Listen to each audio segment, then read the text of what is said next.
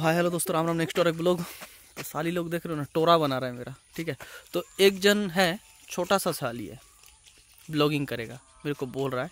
आप लोग को भी दिखाता हूँ, ठीक है। तो चलो बने रहो।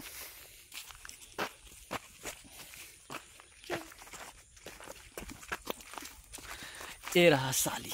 हाँ कौ कि কইতে হয় কौ আবার তুমি ফার্স্টে দেখো, আমি যেরকম কই না সেরকম তুমি কবা কইছো না, ওরকম কও। কও হাই হ্যালো। Hi hello. তারপরে হাই হ্যালো দোস্ত। কও হাই হ্যালো দোস্ত। দোস্ত রাম রাম। কি রে করতেছ? ব্যাং ব্যাং। देख रहे हो ब्लॉगिंग के लिए। हाँ तो कहो की कबा कइছো ब्लॉगे कहो। লাইক করো। ওইয়া না, ওইয়া লাস্টে কইতে হয়। এনে এনে কি কবা কইছো না, এনে এরকম কবা না, ওইয়া কও। ওই যে কি খেত, ওটা কি খেত কও। एक हाथ।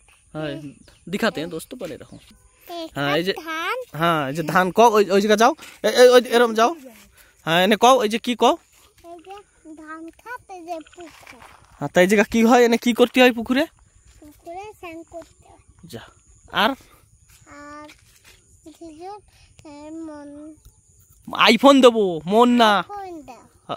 তোমারে দেবো না, লোকে দেবো।